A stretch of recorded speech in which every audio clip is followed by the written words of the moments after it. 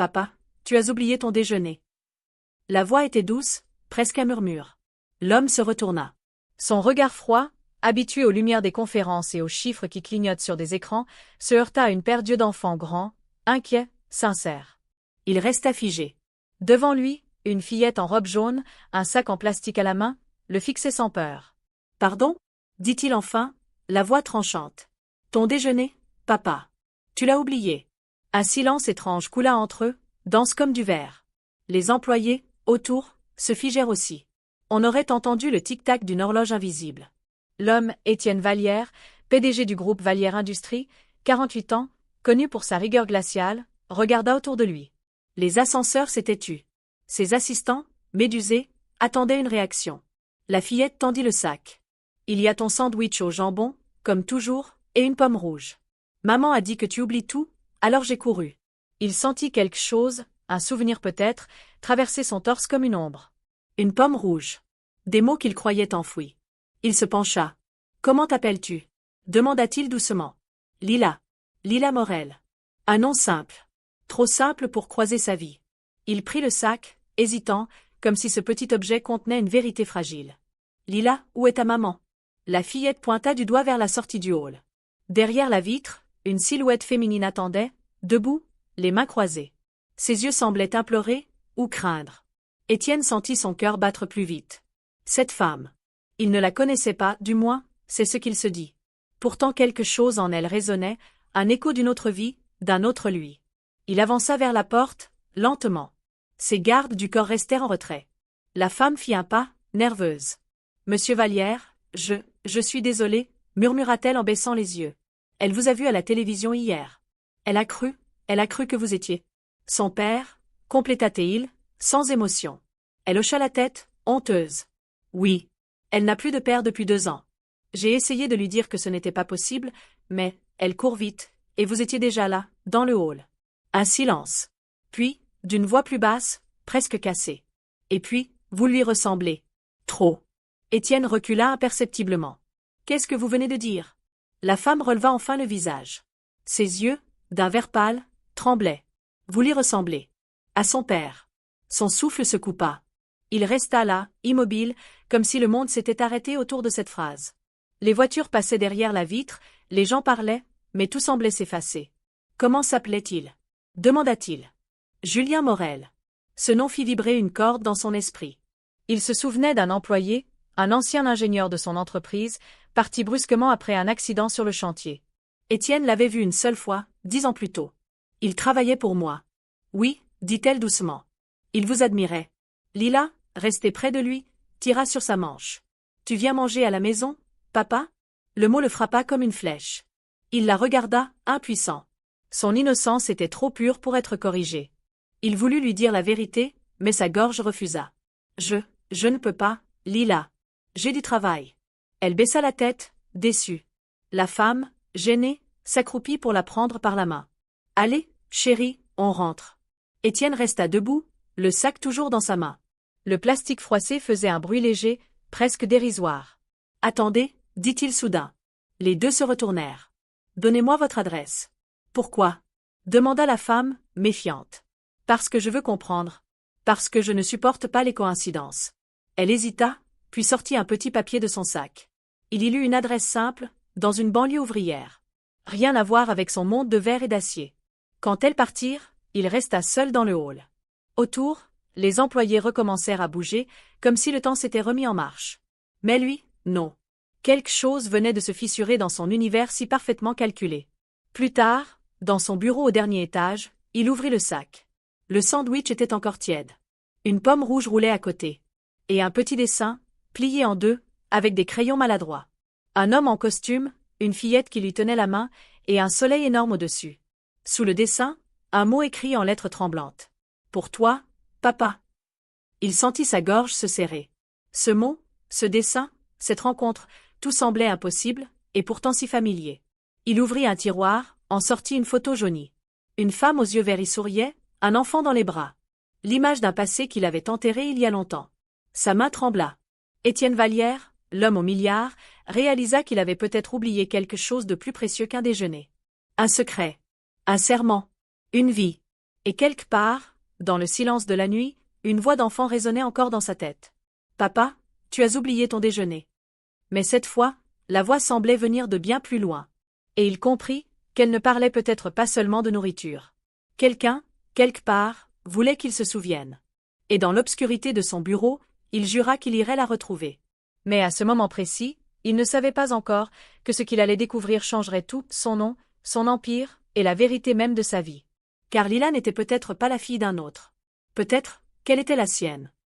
La pluie tombait finement sur le pare-brise. Étienne conduisait seul, sans chauffeur, chose rare. L'adresse de la femme, celle qui avait dit s'appeler Morel, était griffonnée sur le siège passager. Chaque feu rouge lui paraissait un jugement. Chaque reflet dans la vitre lui renvoyait une image d'homme qu'il ne reconnaissait plus. Il s'arrêta devant un immeuble gris, modeste, à la périphérie de Paris. L'endroit sentait le linge humide et la vie ordinaire. Une ampoule clignotait à l'entrée. Il hésita. Lui, le PDG dont chaque minute valait des milliers d'euros, n'avait jamais eu aussi peur de frapper à une porte. Il inspira profondément. 3 coups. Un bruit de pas. Puis la porte s'ouvrit. La femme apparut, surprise, les cheveux défaits, un pull trop grand. « Monsieur Vallière, je ne m'attendais pas à vous. Vous m'avez donné votre adresse, répondit-il calmement. Et je déteste les questions sans réponse. » Elle le laissa entrer. L'appartement était petit mais propre, décoré de dessins d'enfants et d'un bouquet de fleurs séchées. Lila jouait sur le tapis, des crayons éparpillés autour d'elle. Quand elle le vit, son visage s'illumina. « Papa, tu es venu. » Son cri lui transperça la poitrine. Il voulut la corriger, mais ses lèvres restèrent closes. La femme soupira, visiblement mal à l'aise. « Lila, ce n'est pas grave, » murmura Étienne. « Laisse-la. » Elle hocha la tête, troublée. Il s'assit sur le canapé.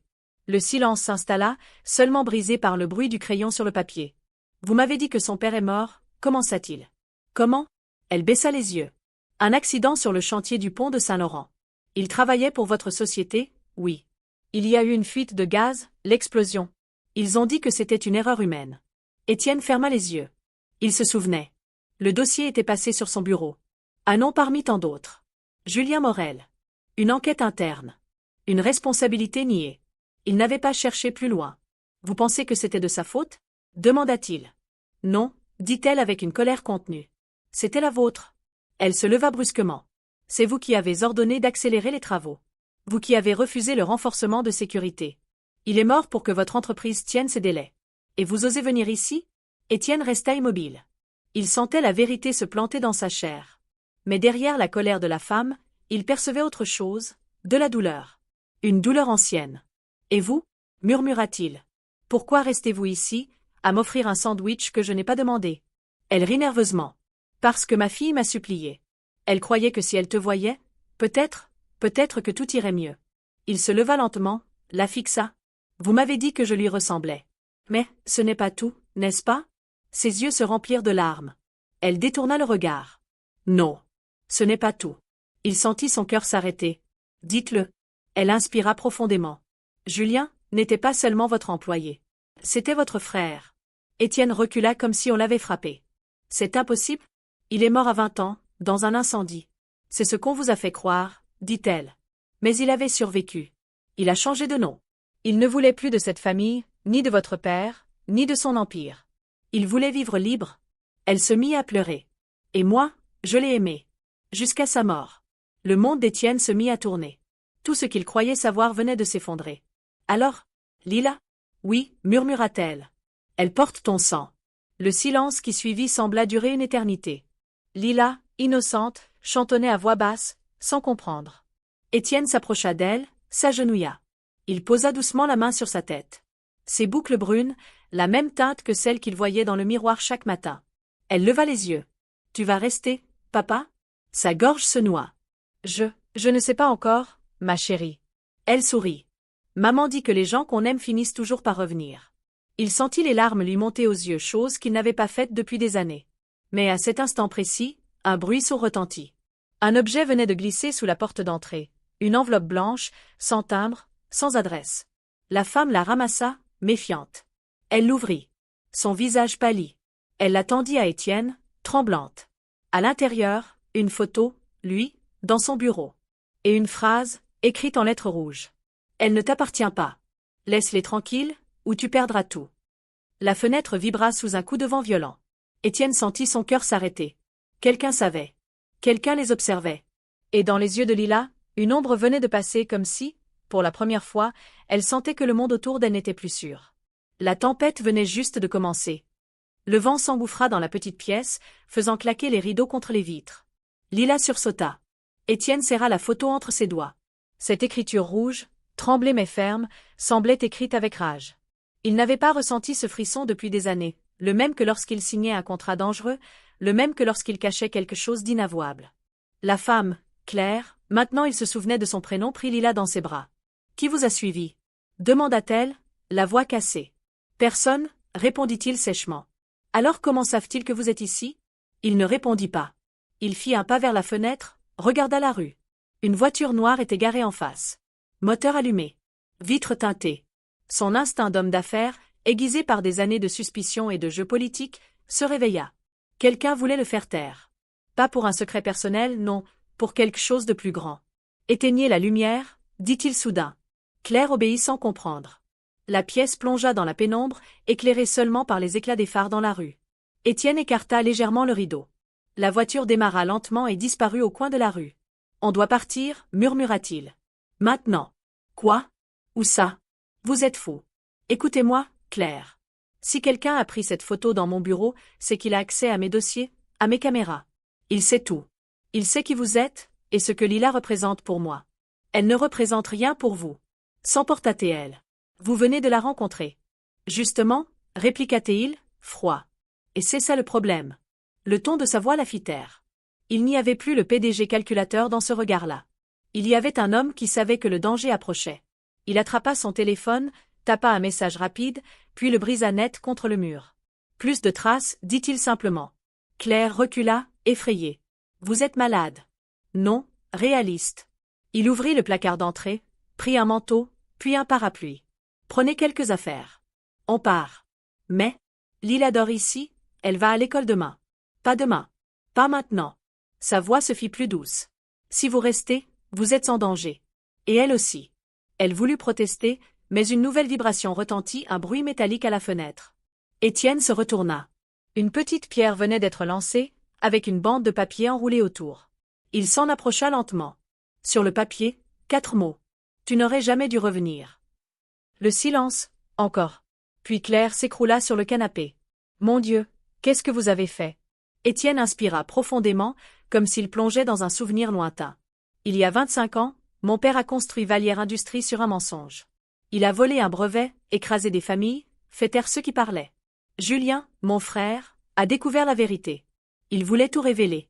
Alors ils l'ont fait disparaître. » Il ferma les yeux un instant. « Et si quelqu'un nous surveille aujourd'hui, c'est que le mensonge n'est pas mort. » Claire tremblait. « Et cette personne ? Je crois savoir qui. » Il se redressa. « Mon père. » Un éclair illumina la pièce, suivi d'un tonnerre qui fit vibrer les murs.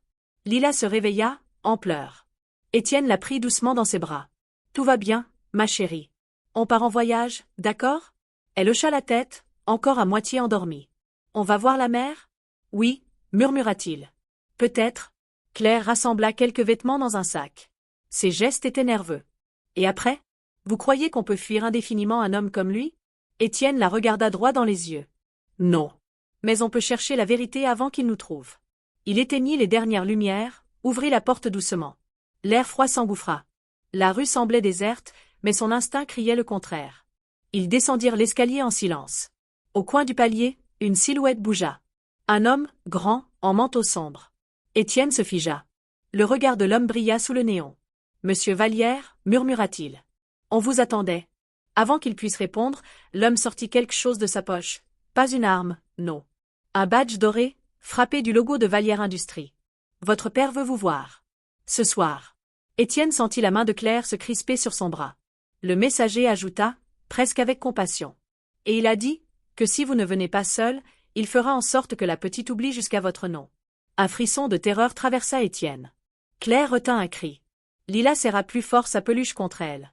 Dans le couloir humide, la lumière vacilla. Étienne inspira lentement, posa la main sur la rampe d'escalier, et dit d'une voix calme. « Alors conduisez-moi à lui. » Le messager esquissa un sourire. « Je savais que vous comprendriez. » Mais derrière ce calme apparent, Étienne sentit une autre certitude s'enraciner en lui. Cette nuit, quoi qu'il en coûte, il ne repartirait pas sans savoir pourquoi tout cela avait recommencé. Et surtout, pourquoi son père avait attendu 25 ans pour frapper de nouveau. Dans l'ombre du couloir, quelqu'un venait de refermer la porte sur eux. La voiture avançait dans la nuit comme une bête silencieuse. La pluie, plus forte maintenant, tambourinait sur le toit. Étienne fixait la route à travers la vitre arrière. Les phares découpaient des ombres mouvantes dans la brume. À côté de lui, le messager restait impassible, les mains croisées sur les genoux. « Où allons-nous » demanda enfin Étienne. « Là où tout a commencé » répondit l'homme. « Le domaine Vallière. » Un frisson parcourut Étienne. Il n'y avait pas mis les pieds depuis 20 ans. Depuis l'enterrement officiel de son père, celui qu'il croyait mort. La route serpentait à travers la forêt. L'air semblait plus dense, plus froid. Des images refirent surface malgré lui, la grande maison de pierre, les dîners silencieux, la voix grave du patriarche qui disait « La vérité ne nourrit pas les hommes, Étienne. Le pouvoir, oui. » La voiture s'arrêta. Le portail du domaine s'ouvrit lentement, dans un grincement qui lui glaça le sang. L'homme se tourna vers lui. « Il vous attend dans la bibliothèque. » Seul. Étienne sortit, trempé en quelques secondes. L'air sentait la terre et la rouille. La demeure semblait sortie d'un autre temps, figée dans son arrogance. Chaque pas sur le gravier résonnait comme un compte à rebours. À l'intérieur, les couloirs étaient faiblement éclairés. Rien n'avait changé, les portraits de famille, les chandeliers, les tapis usés. Et ce silence qu'il détestait. La porte de la bibliothèque était entrebâillée. Il poussa doucement. Une voix se fit entendre, calme, presque douce. « Tu es venu, mon fils. » Étienne entra. Assis dans un fauteuil près du feu, un vieil homme l'attendait. Les cheveux blancs, le regard vif, la main appuyée sur une canne d'argent. « Père, » murmura Étienne. L'autre sourit. « Je vois que mes hommes t'ont trouvé rapidement. J'étais certain que la petite lettre te ferait réfléchir. » Étienne s'approcha, les poings serrés. « Pourquoi ? Pourquoi maintenant ? Pourquoi cette menace ?» Le vieil homme soupira, se leva lentement. « Parce que tu as remué ce que j'avais enterré. Parce que cette femme et l'enfant sont des erreurs que je ne peux pas laisser exister. » « Des erreurs » siffla Étienne. « C'est du sang Vallière. » « Justement. C'est bien là le problème. » Le feu crépitait. Le père fit quelques pas, traînant légèrement la jambe. « Ton frère, Julien, n'aurait jamais dû naître. Il n'était pas de moi. Ta mère m'a trompé. Elle a cru que je ne le saurais jamais. Mais le sang ment rarement. » Étienne recula, choqué. « Non, ce n'est pas possible. »« Si. Et quand elle est morte, j'ai gardé le silence. Par pitié. Mais Julien a grandi, et il a commencé à fouiller. Il voulait détruire tout ce que j'avais bâti. Alors j'ai fait ce qu'il fallait. » Le mot resta suspendu dans l'air, lourd, implacable. Étienne sentit son cœur battre à tout rompre. « Vous l'avez tué. » Le vieil homme tourna lentement la tête. « J'ai protégé notre nom. » Le silence se fit plus épais encore. Étienne regarda autour de lui, les murs chargés de portraits des générations d'hommes qui avaient fait la même chose. Protéger le nom, peu importe le prix. « Et Lila » demanda-t-il d'une voix tremblante. « Lila est le rappel vivant de cette trahison.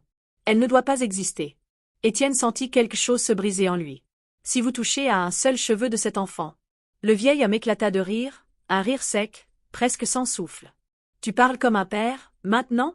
Il est un peu tard pour la morale, Étienne. Tu as écrasé plus d'hommes que moi. Peut-être, dit-il d'une voix glacée. Mais je ne tuerai plus pour vous. » Il fit un pas vers lui. « Je vais réparer ce que vous avez détruit. Je vais protéger cet enfant. Et je vais dire la vérité. Toute la vérité. » Le vieil homme leva la main, tremblante mais autoritaire. « Tu crois que tu peux me défier, toi ? Le monde te suit parce que je l'ai voulu. Tu es mon héritier, pas mon juge. »« Non, » répondit Étienne, la voix basse. « Je ne suis plus votre fils. » Le vieil homme voulut répondre, mais une douleur le plia en deux. Il chercha son souffle, chancela, s'effondra dans le fauteuil. Étienne fit un pas, hésitant. « Père ?» Le vieil homme le fixa une dernière fois, les lèvres pâles. « Tu, sais pas tout. » Puis sa main tomba, inerte.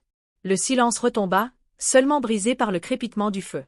Étienne resta là, figé, incapable de bouger. Son père, mort devant lui. Mais sur le bureau, un dossier attirait son attention. Il s'en approcha lentement. Sur la couverture. Projet héritage confidentiel. Il l'ouvrit.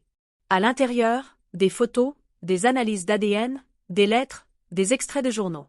Et au milieu, un certificat de naissance. Le nom de la mère, Claire Morel. Le nom du père, inconnu.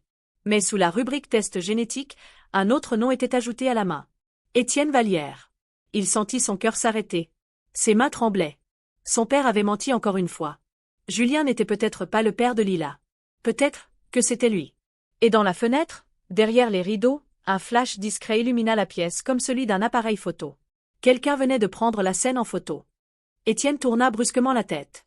Une ombre venait de glisser hors du cadre de la fenêtre. Trop rapide. Trop précise. Il courut vers la vitre, mais dehors, il n'y avait plus que la pluie. Le gravier, luisant sous les phares lointains.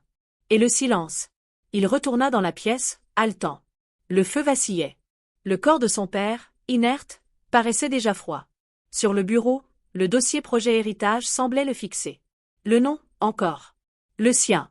Étienne Vallière, père biologique. Il prit la feuille, la serra contre lui, comme si elle brûlait. Tout ce qu'il croyait savoir, sa famille, son frère, son empire, venait d'exploser en poussière. Une porte claqua au fond du couloir. Il sursauta, saisit la canne de son père par réflexe, et s'avança lentement. Un pas. Puis un autre. La maison entière respirait, vieille, menaçante. Qui est là? Lança-t-il. Une silhouette apparut au bout du couloir. Claire. Trempée, les cheveux collés au visage. Lila dormait contre son épaule. Il savait que vous viendriez ici, dit-elle, la voix tremblante. J'ai reçu un appel anonyme. Ils m'ont dit de fuir. Étienne s'approcha, déposa la main sur la tête de l'enfant.